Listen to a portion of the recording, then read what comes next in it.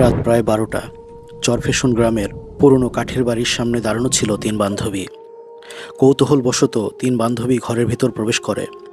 ঘরের টেবিলের ওপর রাখা 3টি মোমবাতি জ্বলছিল। তার পাশে রাখা ছিল উইজা বোর্ড। বহু বছর আগের ঘটনা। এই ঘরেই থাকতো এক তান্ত্রিক, যিনি এই উইজা বোর্ড দিয়ে আত্মাকে ডাকতেন এবং জাদুটনা করতেন।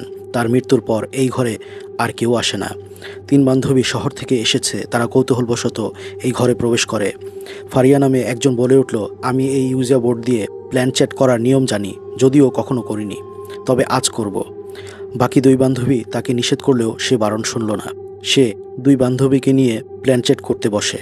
তারপর তারা তিনজন মিলে উইজা বোর্ডের নিয়ম অনুযায়ী প্ল্যান চ্যাট করা শুরু করে। ফারিয়া অনবরত আত্মাকে ডাকতে থাকে এবং বলতে থাকে, এই ঘরে কি কোনো আত্মা আছে? তাহলে আওয়াজ করো। হঠাৎ করেই মোমবাতিগুলো নিভে যায়। ঠিক তাদের ঘাড়ের ওপর কেউ যেন নিঃশ্বাস ফেলল।